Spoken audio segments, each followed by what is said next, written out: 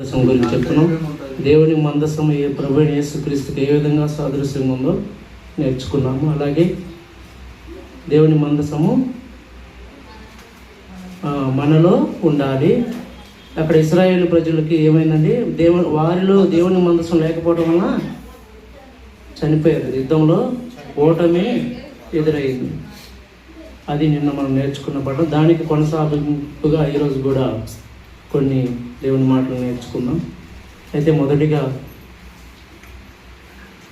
ఎప్పుడైనా పెండ్లి విందులో కానీ మంచి ఫంక్షన్లో కానీ మనం భోజన పదార్థాలు మంచిగా వండుకుంటాం ఫస్ట్, అవునా కదండి?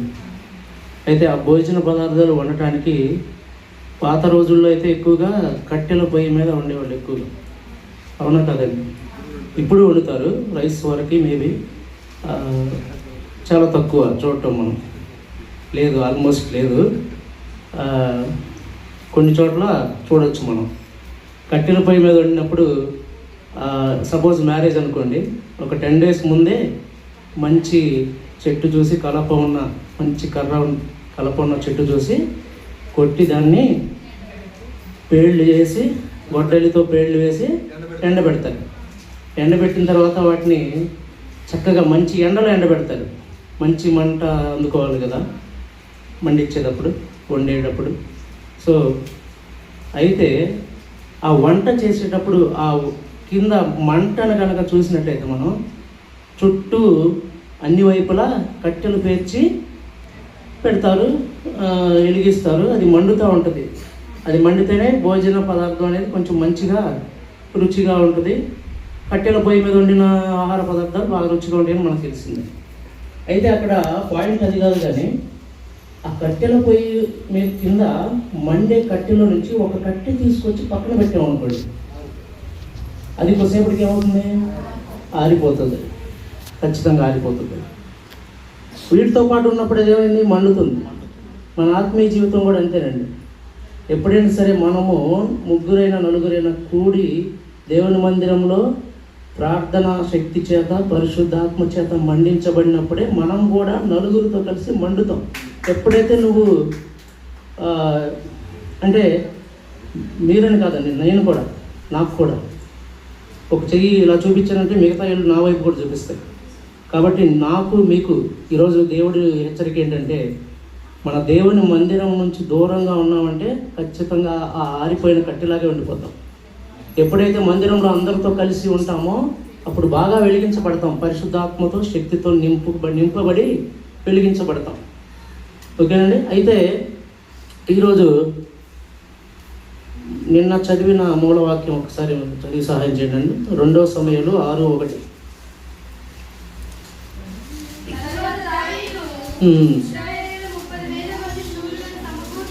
30,000 మంది సూర్యులను సమకూర్చుకొని బయలుదేరి కెరూబుల మధ్య నివసించు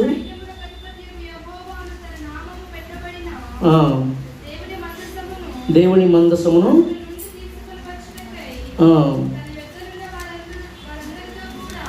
అయితే చాలము, కెరూబుల మధ్య నివసించు సైన్యములకు అధిపతియగు యెహోవా అనే పేరు పెట్టబడిన దేవుని మందసము. దేవుని మందసానికి ఏం పేరు నేను విన్నాము. అయితే అవునవును, కెరూబుల మధ్య నివసించే సైన్యములకు అధిపతియగు యెహోవా అని పేరు. అయితే ఆ మందసము ఇప్పుడు ప్రజెంట్ ఎక్కడుంది? మనం స్టోరీలో మనం చెప్పుకున్న స్టోరీలో యుద్ధ రంగంలో ఇశ్రాయేలీలు ఓడిపోయారు కదా, ఐగుప్తుల చేతులు ఓడిపోయినప్పుడు ఆ మందసము కూడా పట్టబడింది. ఓడిపోవటమే కాదండి, వాళ్ళు ఓడిపోయి గుడారాల వైపు పరిగెత్తినట్టు చూసాం మనం. అయితే దేవుని మందసం కూడా పట్టబడింది. దేవుని మందసాన్ని కూడా వాళ్ళు తీసుకెళ్ళిపోయారు. ఐగుప్తులు తీసుకెళ్ళి ఎంత పెద్ద తప్పు చేశారంటే, తీసుకెళ్ళడం కాకుండా దాన్ని తీసుకెళ్ళి ఒకసారి చూద్దామండి, అది డిఫరెన్స్ చూద్దాం. అష్టోదులో ఉన్న దాగోను గుడిలో పెడతారండి. దాగోను గుడి అంటే దాగోను దేవత నిలవై ఉన్న గుడి అది. ఒకసారి 1 సమూయేలు 5:1 చదవండి.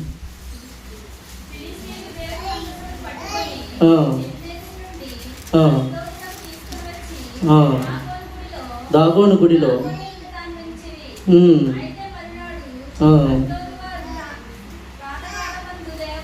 ఉమ్, ఉమ్, ఉమ్. చాలండి. నేలన పొర్లింపబడి ఉందంట. వీళ్ళు ఆ గుడిలో పెట్టి తాళం వేసి ఉదయాన్నే వచ్చి మళ్ళీ చూశారు. చూస్తే ఏమైంది? మందసం ముందు ఉన్నటువంటి ఆ దాగోని దేవత ఏమైంది? బోర్ల పడి ఉండటం చూశారు. ఏదో పొరపాటు జరిగి ఉంటుంది, అనుకోకుండా పడిపోయి ఉంటుందని అనుకుని ఉంటారు వాళ్ళు. అనుకొని మళ్ళీ ఏం చేశారు? మళ్ళీ లేపి నుంచోబెట్టి మళ్ళీ తాళం వేసి వెళ్ళారు. రేపు ఉదయం మళ్ళీ వచ్చి చూశారు. అయితే అప్పుడేం జరిగిందో చూడండి. ఇక్కడ 4-5 చదవండి. 5వ అధ్యాయమే 4-5 వచనాలు.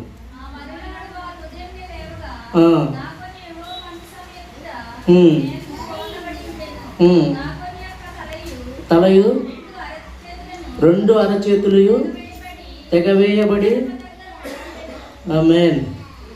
చూడండి, అక్కడ దేవుడు సకల దేవతలు ప్రభువైన యేసుక్రీస్తు ముందు మోకాలు వంగాల్సిందే అక్కడ. అవునా కదండి? శక్తి కలిగిన దేవుడు. దేవుని ప్రభావం మీద తాలుకునేది ఎవరండి? ఎవరు తాలుకోలేరు. ఈ లోక దేవతలన్నీ ఆయన ముందు నమస్కారం చేయాల్సిందే. అయితే అది జరిగిన తర్వాత, అది జరగకముందు ఎలా భావించారు ఐగుప్తీయులందరూ? ఏమనుకున్నారు? మా దాగోని దేవత మమ్మల్ని గెలిపించింది, యుద్ధంలో మమ్మల్ని గెలిపించిందని ఆశ్చర్యపోయారు, ఆనందపడ్డారు, గంతులు వేశారు. కానీ చివరికి ఏం జరిగింది? దేవుని మహిమను తెలుసుకున్నారు అక్కడ. తెలుసుకొని తర్వాత ఏమైనా చూడండి, 6వ వచనం చదవండి ఒకసారి. యెహోవా హస్తము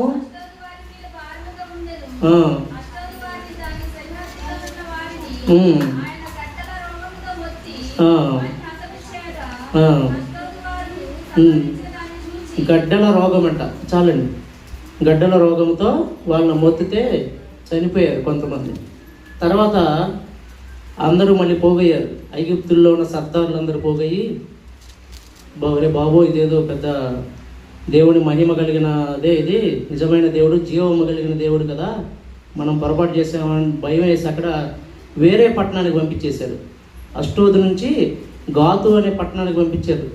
గాతు అనే పట్టణానికి పంపిస్తే అక్కడేం జరిగిందంటే రహస్య స్థానం. ఇక్కడన్నా బయట కనపడుతున్నాయి గడ్డలు అవి, కానీ గాతు పట్టణంలో వచ్చిన గడ్డలంటే రహస్య స్థానంలో వచ్చినాయంట. ఎవరికి చెప్పుకోలేని స్థానంలో, రహస్య స్థానంలో వచ్చినాయంట గడ్డలు. 9వ వచనం కనుక చూసుకున్నట్టయితే,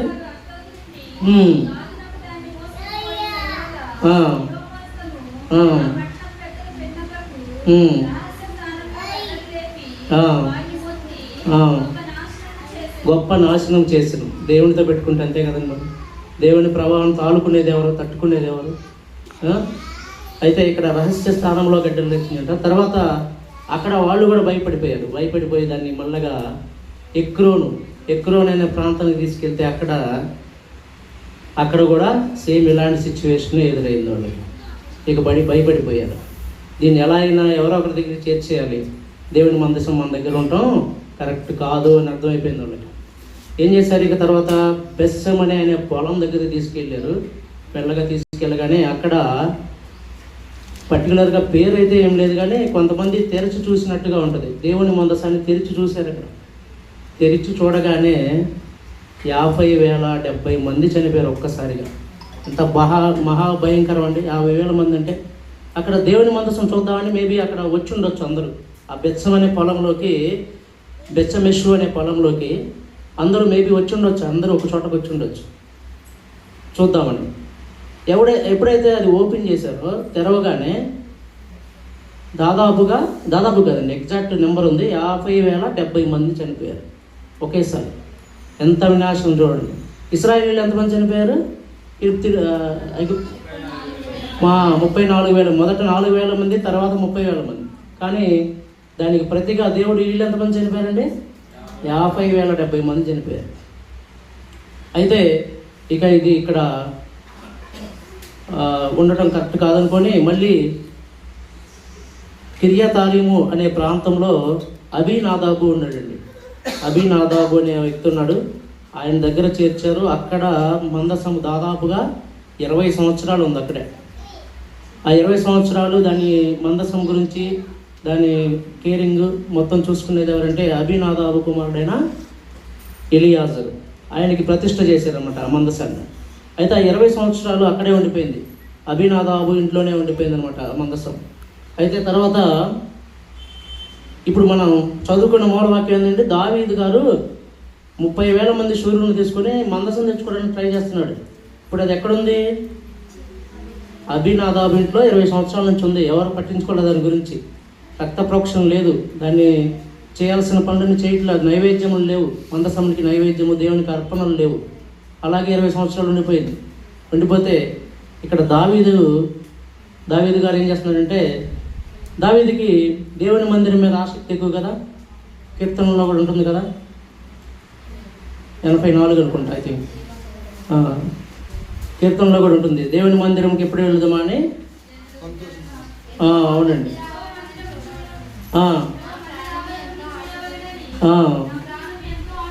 నా ప్రాణం ఎంతో ఆశపడుతున్నది, సొమ్మసిల్లుతున్నది. అంటే ఇక్కడ దేవుని మందిరం కానీ దేవుని సన్నిధి అంటే దావీదుకి అంత ఇష్టం అండి. అయితే ఈ దావీదు ఆ పితరులు ఎవరైతే నెగ్లెక్ట్ చేశారో దేవుని మందసాన్ని, ఆ మందసాన్ని మళ్ళీ తెచ్చుకొని దానికి జరిగించవలసిన క్రియలు, నైవేద్యము, అర్పణలు అన్నీ చేయాలని దావీదు ఆలోచించి తనలో తాను ఆలోచించుకొని ఒక 30,000 మంది శూరులను తీసుకొని బయలుదేరాడు. ఇది మన మూలవాక్యం నిన్న ఈరోజు చదువుకున్నది. అయితే ఆ 30,000 మందిని తీసుకొని వెళ్తున్నప్పుడు, ఆ మందసాన్ని తీసుకున్నప్పుడు ఏం జరిగిందంటే కొత్త బండి మీద ఎక్కించారండి. మామూలుగా ఎలా జరగాలి, అదే మందసాన్ని ఏం చేయాలి? మోయాలి. పర్టికులర్గా ఒక నిబంధన ఉంది, ఇశ్రాయేలుతో ఒక నిబంధన చేసుకున్నాడని చెప్పుకున్నాం కదా నిన్న. మోతకర్రలు ఉంటాయి, మోయాలి. కానీ దావీదుకి దేవుని వాక్యం గురించి తెలుసు, దేవుని సన్నిధి గురించి ఆసక్తి కలిగిన వాడే. కానీ చేసిన చిన్న పొరపాటు ఏంటి? బండి మీద, కొత్త ఎడ్ల బండి మీద ఎక్కించాడు మందసాన్ని. అదేవిధంగా ఇశ్రాయేలీలకు కూడా తెలుసు. ఇశ్రాయేలు మొదటి నిబంధన, దేవుడు నిబంధన చేసినప్పుడు మందసం గురించి చెప్పినప్పుడు, అందులో ఏముంచాలి, ఎలా తయారు చేయాలి, దాని కొలతలు అన్నీ చెప్పినప్పుడు చాలామంది ఇశ్రాయేలీలు ఉండుంటారు, వాళ్ళకు కూడా తెలుసు. కానీ ఏం చేశారు? కొత్త బండి మీద ఎక్కించారు. మోయాల్సిన మందసాన్ని కొత్త బండి మీద ఎక్కించి తీసుకొస్తున్నారన్నమాట. తీసుకొస్తుంటే అక్కడ దానికి యాజకత్వం వహిస్తున్నటువంటి ఉజ్జ అనే వ్యక్తి ఉంటాడండి. ఆయన బండి నడుపుతూ ఉంటాడు. అయితే ఎడ్లు నాకోను కళ్ళం దగ్గరికి రాగానే ఒకసారి చూద్దాం దాని గురించి. ఎడ్లకు కాలు జారిందండి. చదవండి.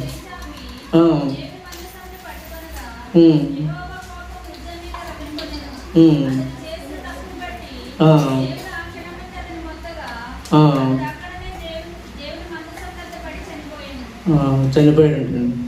అయితే అక్కడ మందసాన్ని మనం జనరల్గా ఆలోచిస్తే దేవుని మందసం పడిపోతుందని పట్టుకున్నాడు కదా, అతను చేసిన తప్పేంది అనుకుంటాం మనం జనరల్గా. తప్పేం చేయలేదు కదా ఆయన, మరి ఎందుకు వెంటనే దేవుడు ప్రభావం చనిపోయాడు? పడిపోతుందని మంచి ఉద్దేశంతోనే పట్టుకున్నాడు కదా. ఏ ఉద్దేశం ఏదైనా సరే, దేవుని నిబంధన అంటే నిబంధన అంతే. అది పరిశుద్ధమైనది. పరిశుద్ధుడు మన దేవుడు, పరిశుద్ధుడు.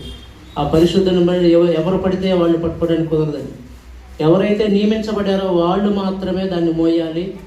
అది కూడా ప్రధాన యాజకుడు మాత్రమే సంవత్సరానికి ఒకసారి అతి పరిశుద్ధ స్థలంలోకి వెళ్ళి రక్త ప్రోక్షణ చేసేవాడని చెప్పుకున్నాం నిన్న కూడా.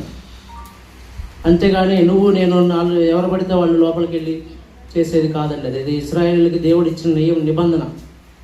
సో ఇక్కడ ఇతను చనిపోవడం జరిగింది. అయితే దాన్ని ముందు తీసుకొచ్చేటప్పుడు, కొత్త బండి మీద తీసుకొచ్చేటప్పుడు సరళ వృక్షంతో చేసిన కర్రలతో, తంబురాను, సితారాతో, స్వరమండలంతో 6-7 చదవండి ఒకసారి. 5వ వచనం.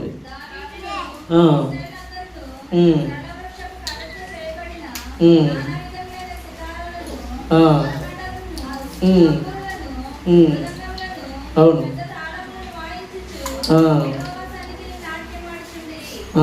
నాట్యం ఆడుతూ తీసుకొస్తున్నారు. అయితే అనుకోకుండా ఏం జరిగింది? అక్కడ ఎడ్ల కాలు జారిందన్నాడు. కానీ అక్కడ దేవుని మందసము పడిపోతుందని చెప్పాడా? పడట్లా. దేవుని మందసం ఎక్కడైనా పడిపోతే పడిస్తాడా దేవుడు? పడినేవాడు. అందుకే దేవుని చిత్తానుసారంగానే మనం నడుచుకోవాలి. దేవుని ఆజ్ఞకు లోబడి నడుచుకోవాలి మనం. అంతేగాని దేవుణ్ణి కాపాడేవాళ్ళం మనం. కాపాడేవాళ్ళం కాదు కదా, దేవుడే మనల్ని కాపాడేవాడు. దేవుణ్ణి కాపాడాలని చూశాడు. కాదు, అతనిలో మనం లోకరీతిగా ఆలోచిస్తే అది తప్పు కాదనిపిస్తుంది. కానీ దేవుడు నియమించిన నిబంధనను మీరినట్లే. అది టచ్ చేసాడంటే మందసాన్ని నిబంధన మీరాడు అక్కడ. అందుకనే దేవుని కోపం రగులుకుందని చూస్తాం మనం. దేవుని కోపం రగులుకొని అక్కడికక్కడే మృతి పొందాడు. సో ఈ రోజుల్లో మనం కూడా దేవుని పరిచర్య చేసేటప్పుడు కానీ, దేవుని పనులు చేసేటప్పుడు కానీ కొత్త నిబంధనలు, కొత్త అలవాట్లు, కొత్త మీరు చూస్తుంటారు రకరకాల సంఘాలు ఉన్నాయండి. అయితే కొంతమంది అయితే మరీ దారుణంగా ప్రభు అయిన యేసుక్రీస్తుని నమ్మరు. కొన్ని సంఘాలు ఉన్నాయి, యెహోవా దేవుణ్ణి మాత్రమే నమ్ముతారు. వాళ్ళు ఎప్పుడు పడిపోతారో తెలుసా? అబద్ధ క్రీస్తు వచ్చినప్పుడు ఆయన మెస్సీయని నమ్ముతారు. వాస్తవంగా ప్రభు అయిన యేసుక్రీస్తుని నమ్మని వాళ్ళు ఉన్నారు, యెహోవా సాక్షులు అంటారు వాళ్ళు. సో ఇక్కడ కూడా దేవునికి విరుద్ధం, అంటే వాక్యానికి విరుద్ధంగా చేసే పనులన్నీ కూడా ఎలా ఉన్నాయండి? మనం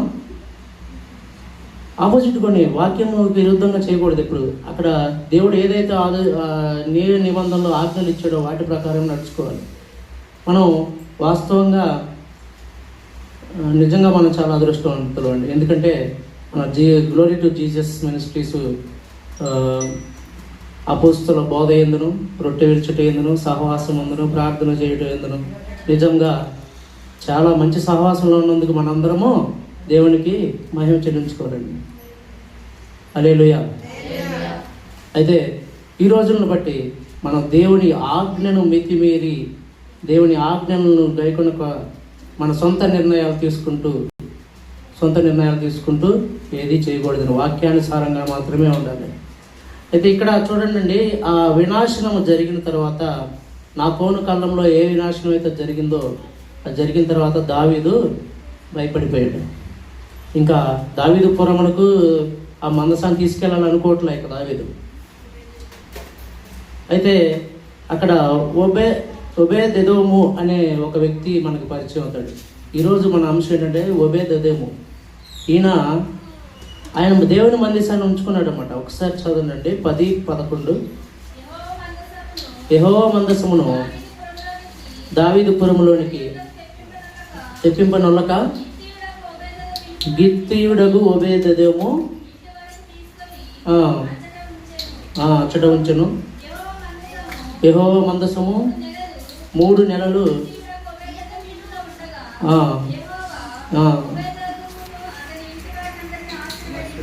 ఆమేన్, హల్లెలూయా. ఇక్కడ చూడండి, గిత్తీయుడగు ఒబేదెదోము. గిత్తీయుడు అంటే బైబిల్లో అయితే రాయబడలేదు, కానీ బైబిల్ చరిత్రకారుల ప్రకారం గిత్తీయుడు అంటే అక్కడ అన్యజనుడని అర్థం. ఒక అన్యజనుడైనటువంటి ఒబేదెదోము దేవుని మందసాన్ని తీసుకున్నాడు. ఎన్ని నెలలు ఉంది ఆయన దగ్గర? 3 నెలలు. ఆ 3 నెలల్లో ఎంతగానో ఆశీర్వదించబడ్డాడండి. అన్ని విషయంలో తనకు కలిగి ఉన్న వాటన్నిటిలోనూ ఆశీర్వదించబడ్డాడంట. తన ఇంటి వారు మరియు తనకు కలిగి ఉన్నదంతయు ఆశీర్వాదకరంగా మారింది దేవుని మందసం అతని దగ్గర ఉండబట్టి. సో ఆయన నా దగ్గర ఉంచుకుంటాను దేవుని మందసం అని అడిగాడు కాబట్టి అక్కడ ఉంచబడింది అనమాట. ఈలోపు దావీదుకు దావీదు తెలుసుకొని అతను ఆశీర్వదించబడుతున్నట్టు తెలుసుకొని మళ్ళీ దేవుని మందసాన్ని మళ్ళీ దావీదు పురానికి తీసుకెళ్దామని ఆలోచన చేస్తాడు. అయితే ఈరోజు మనం గుణపాఠం ఏంటంటే ఒక అన్యజనుడు. ఇక్కడ మరి ఫిలిష్తీయులు కూడా అన్యజనులే, ఒబేదెదోము కూడా అన్యజనుడే. కానీ అక్కడ ఎందుకు అలా జరిగింది, ఇక్కడ ఎందుకు ఇలా జరిగింది? ఒబేదెదోము విషయంలో ఆయనకి దేవుని పట్ల ఆసక్తి ఉంది.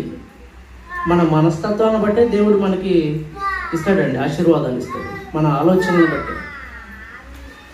నాకు అర్థమైంది ఏంటంటే ఆ వాక్యంలో మన మనస్తత్వాలను బట్టి, మన ఆలోచనలను బట్టి దేవుడు మనకు ఆశీర్వాదాలు ఇస్తాడు. అయితే ఇద్దరు కూడా అన్యజనులే, కానీ ఒబేదెదోముకు మాత్రం మంచి ఆశీర్వాదం దొరికినట్టుగా మనం అన్ని విషయాల్లో ఆశీర్వదించబడ్డాడంట ఒబేదెదోము, ఒక గిత్తీయుడైన ఒబేదెదోము. సో ఈరోజు మనం కూడా దేవునిలో ఆశీర్వదించబడాలంటే ఎవరైనా సరే దేవుని ఆజ్ఞలు గైకొనాలి, దేవుడు అంటే భయం ఉండాలి, దేవుని కొరకు ఎదురు చూడాలి, దేవుని మందసం మనలో ఉండాలండి. అప్పుడే మనము ఇహలోకంగాను పరలోకంగాను అన్ని విధాలుగా ఆశీర్వదించబడతాం. ఈ చిన్న వాక్యం దేవుడు దీవించబడుతుంది.